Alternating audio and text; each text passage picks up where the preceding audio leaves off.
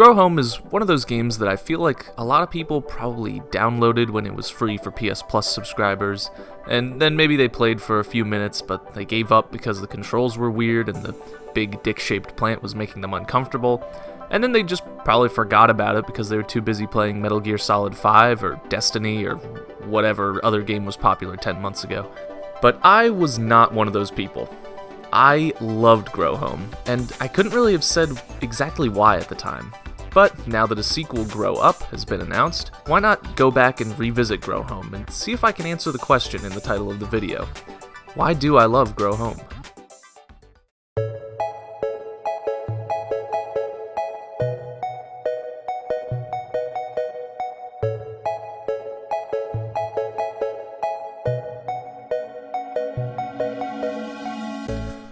Well, right off the bat, the game looks great.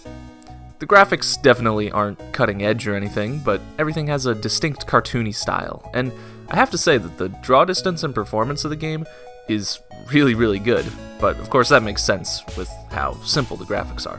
But this is more important than you might think, the draw distance and performance, because one of the things that I like most about the game is seeing how your actions have shaped the game world. Like, sure, you can build and change stuff in plenty of other games, that's kind of the new thing nowadays, but for some reason, Minecraft's blocky creations, they can't quite match the organic majesty of Grow Home's world.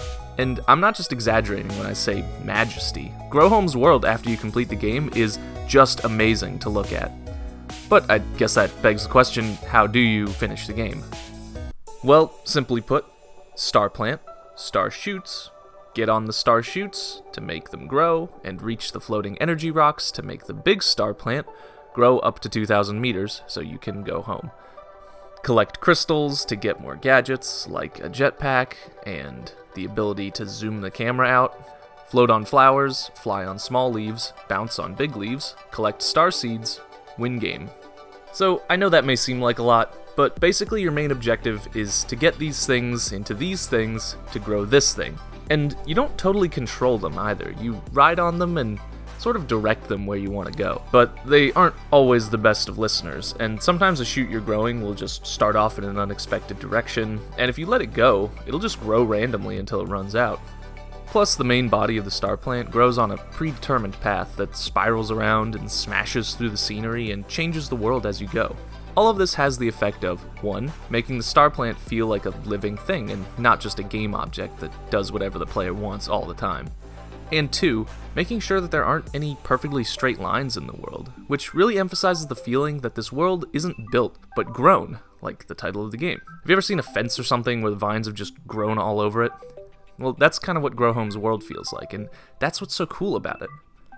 The world that each player sees at the end of the game is a world that feels completely unique to them, because it was grown by their actions and shaped by what they did throughout the game. So, one of the more contentious aspects of the game that I actually really liked is the controls. See, unlike a lot of games, Grow Home does not have any pre-made animations, and what I mean by that is, you push the control stick forward in most games, and the characters will go through a predetermined running animation, and they'll move forward in exactly the way you want them to. But Grow Home doesn't have that.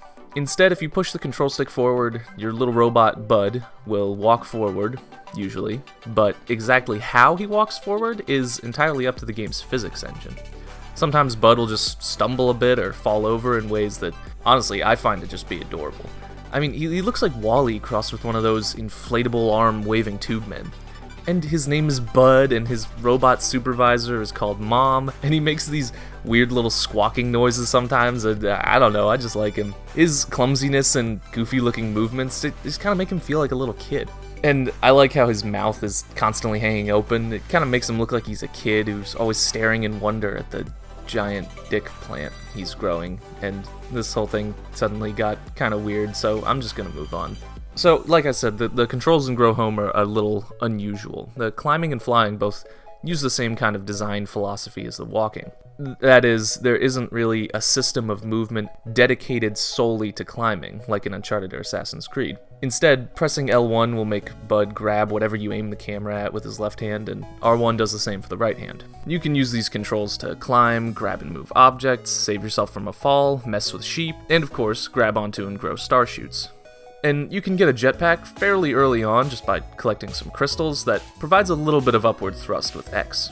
It's a really simple system, but it can be used for some surprisingly complex maneuvers, but only with practice.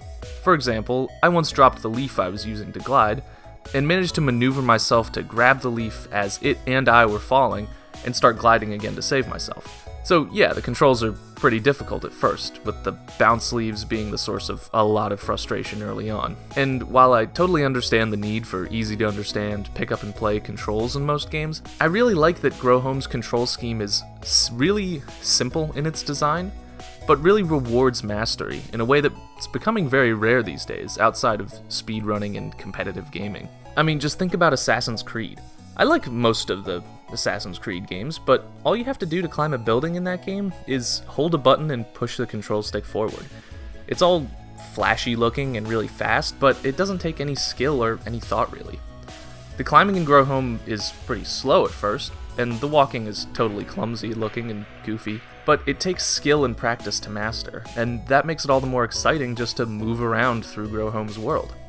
I found that pulling off simple moves in Grow Home was way cooler and more rewarding than any of the platforming in, say, Uncharted, as much as I love Uncharted 4. Because as smooth and pretty as all of Uncharted's animations look, there's something about knowing that I did everything myself that just makes Grow Home so much more rewarding.